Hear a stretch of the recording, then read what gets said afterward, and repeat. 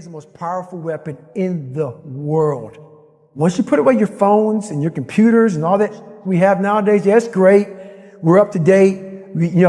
But your brain is the only thing you have when you're going through depression, when you're going through hard times, when you're going through death. Real life, you can't Google that, man. You're alone. You're alone. You may have a shrink you're going to. You may have a best friend you're going to. But there's 24 hours in the day where you're alone in this brain. And your brain is talking to you in all kinds of ways. And it wants to control you and pull you in these different pockets.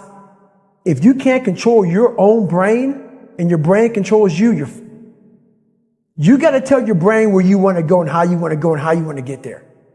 You got to control it. If not, it's over. What existed for me was, okay, man, how am I going to make this work? And all I knew back then was hard work. The only way anything gets accomplished. That's all I heard back in those days. You got to work hard. You got to work hard. I'm not getting I can't get this paragraph. I can't remember what in this paragraph to pass this test to get in the military. Read again. Still not getting it. Read again. But if you're not getting it, write it out. And that's how I started learning. Okay, well, I got to write out everything I do. And then write it out again. And write it out again. And guess what happened? I got it. I can't swim. I'm negative buoyant. Go back again. I can't swim. Go back again. Go back again. Go back again. I got it. I realized if I keep going back and going back and going back until this just becomes, your mind will say, okay, we're going to figure it out. Because he is not going to stop. It's not like I'm going to try one more time. No, it's just like alarm clock goes off. Boop. We're going back. I can't read right. We're going back. I gave myself no way out, and my mind realized that. They said, okay, we're going to adapt and overcome now. Like a lot of people say, trying hard. Your mind knows, man. It knows this guy's bull. I mean, man, this guy's lying. There's no truth behind it. When I was in Navy SEAL training, people go, how were you there for 18 months? The program was only 6 months long. You were in 3 hell weeks in 1 year. No one's ever done that. How did you do that? I talk about the new norm. When I lived in a $7 a month place when I was growing up for a short period of time, I loved it. I didn't know any different. That was my norm. Once we moved out of that place, we moved to a $236 a month place. I was like, I never want to go back to that little piece of shit. But if you go back to that $7 a month place and you realize this is where I live, this is all I got. Your mind says, Roger that. This is home. So when I was going through Navy SEAL training for 18 months and going back through all the hard parts over and over again, I told myself after the first time, I knew it was going to be a long journey there. My body was breaking down. It was just how it was going on. I said, you know what? This is my new norm. So my mind said, it's like going to work. Like you go to work, you put your suit and tie on. I go into suffering every day. Every day, suffering, being broken, duct taping my feet up, stress fractures, shin splints, being broken. This is my new norm. And your mind says, if we're not broken, this ain't normal. We got to be broken. So then your mind starts to get tougher and tougher and more callous. People, how did you run on broken feet? Broken shins. My mind knew this is how we operate. We're in Navy SEAL training. This is what we are. I became hell. And that became my new norm. I gave myself no way out. There was nothing outside these walls of hell. Nothing. I love God, but for a short period of time, I became the devil because that was hell. I became the boss, the owner, the CEO of Navy SEAL training. That was my mindset. And that's how you get through things. You immerse yourself wherever it is, and you become that. You become that and give yourself no way out. When I was 297 pounds and I was fat as hell trying to be a Navy SEAL, the scariest thing in the world to me, even to this day, was that could have been the rest of my life. I thought then I was trying hard. That's the scariest thing in the world. I thought then 297 pound, working for Ecolab, spraying for cockroaches, making $1,000 a month. I thought that was me at my 100% potential. Come to find out, a few years later, I wasn't anywhere near that. 106 pounds less, graduated Navy SEAL training, went on to do all these other things. Looking back on that, that was me trying hard. That's why people got to understand what is in us. We have no idea until we start trying hard. And I mean really trying hard, where you're obsessed with, hey, this is my new norm. My new norm is that, wow, this isn't always fun. It's not always meant to be fun. And that's when you know you're trying hard. People hear my story and think this guy is sadistic. I realize how the brain works.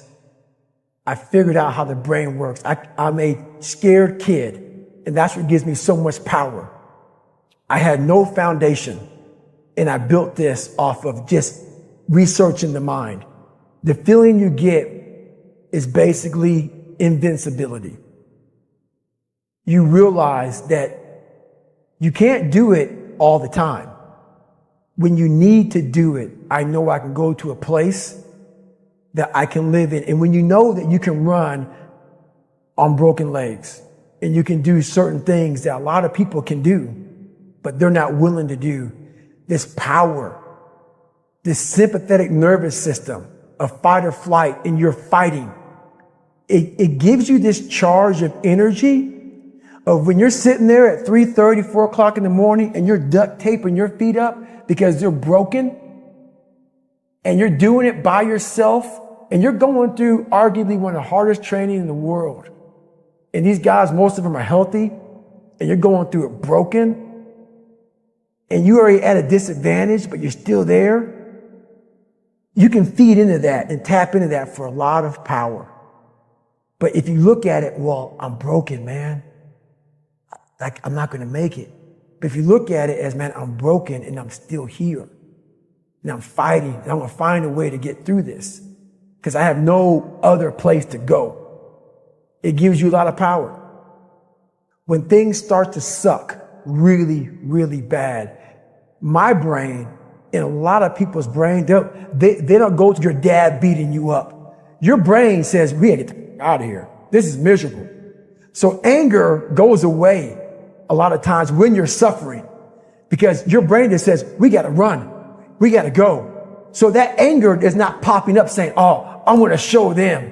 I want to show those people. No, there has to be a much deeper. When I say deeper, it has to be down to mineral soil.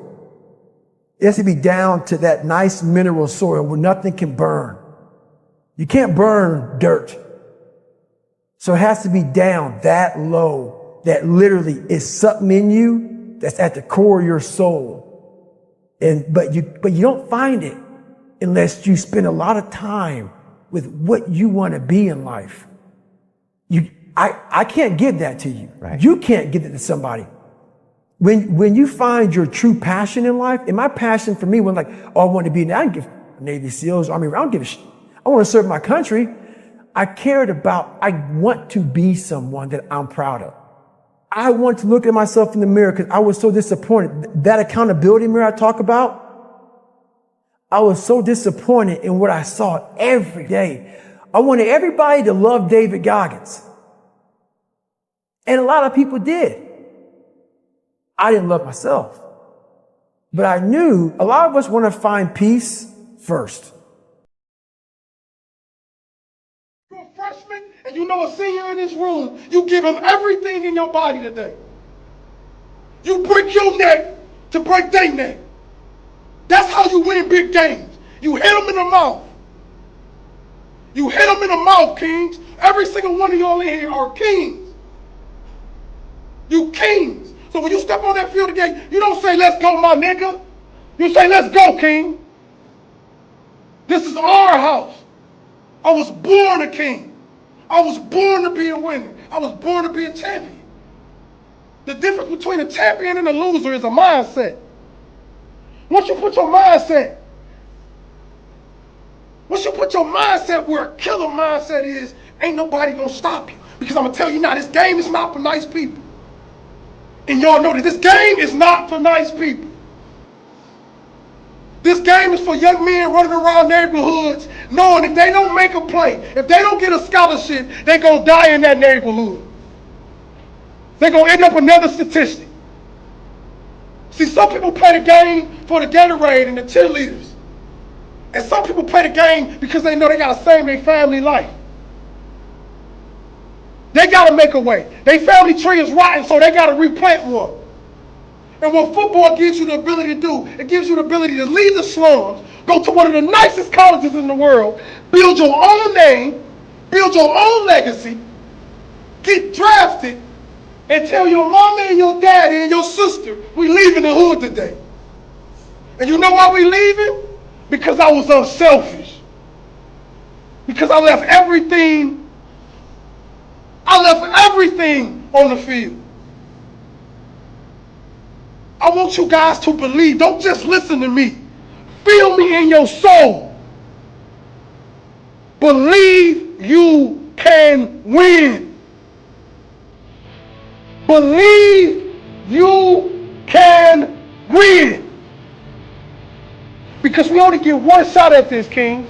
We didn't come this far to come this far. I'm going to repeat that.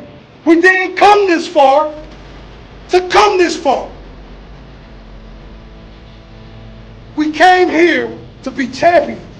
We came here to be one of the #1 schools in the country. We came here to show even people in our own city that's doubting us that you will be my fan. You will follow me and you will bite your word. Because that head coach you got, all these coaches, all these men around you, that's the blessing. That's who you play for. Because at the end of the day, you guys are going, I'm telling you, it's going to go fast. It's going to go fast. One day you're going to be riding down the street, you're going to see your coach, you're going to say, Coach, all the lessons you gave me, I should have listened. It's going to be somebody that say that. I should have listened.